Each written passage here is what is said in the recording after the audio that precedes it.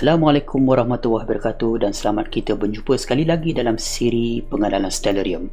Untuk siri kali ini, kita akan lakukan satu animasi pergerakan objek-objek di langit yang akan dilakukan secara automatik.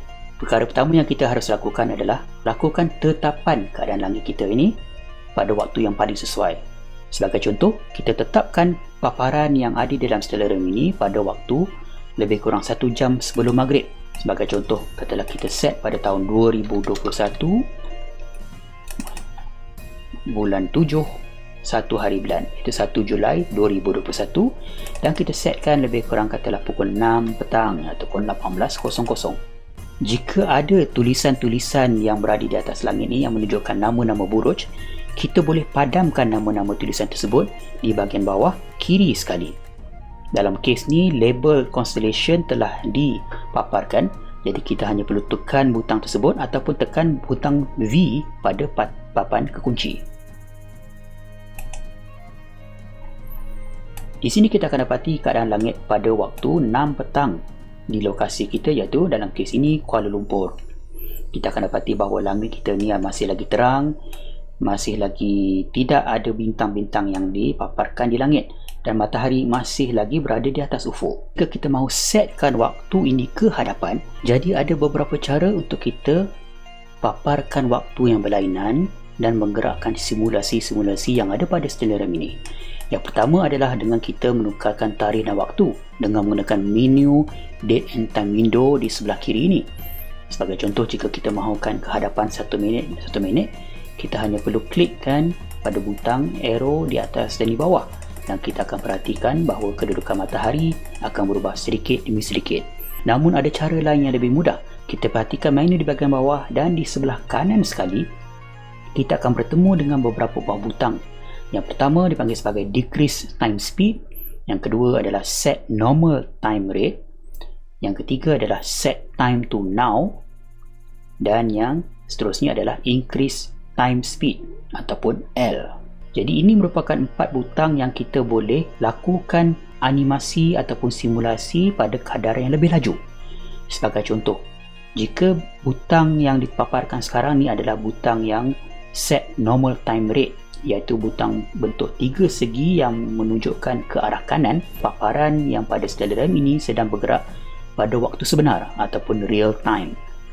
Tapi jika kita mahu ke hadapan ataupun sedikit laju ke hadapan, ada 2 cara, iaitu dengan menekan butang increase time speed ataupun pada papan kekunci kita tekan butang L.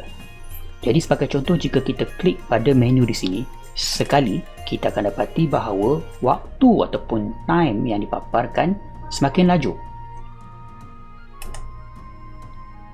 Jika kita klik sekali lagi, dia akan jadi semakin laju, dan klik sekali lagi dia akan makin laju.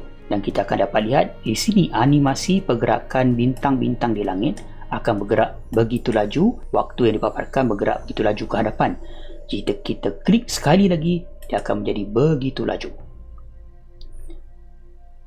Jika kita mahukan dia kembali perlahan-lahan, kita hanya perlu menekan butang decrease time speed ataupun butang J pada papan kekunci. Jika kita tekan butang J ataupun tekan menu ini, kita perhatikan pergerakan matahari, dia akan semakin perlahan. Kita klik sekali lagi, dia akan semakin perlahan. Klik sekali lagi, dia akan semakin perlahan.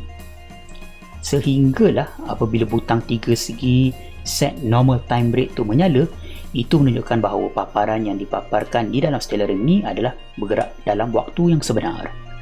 Jika kita mahu kembali ke tarikh hari ini, perkara yang paling senang yang kita boleh lakukan adalah dengan menekan butang set time to now ataupun butang 8.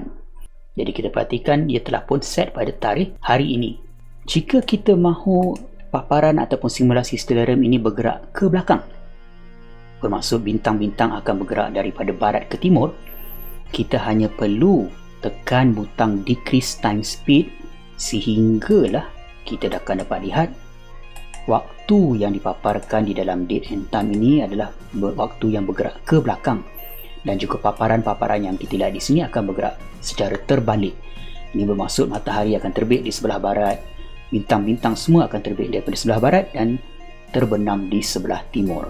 Kadang-kadang kita tertekan butang speed ini banyak kali dan menyebabkan paparan kita ni berubah seperti yang mana dilihat di hadapan ini. Jadi jangan panik. Kita hanya perlu tekan butang 3 segi yang tadi itu, iaitu set normal time rate, dan dia akan berhenti dan dia akan bergerak ikut waktu sebenar.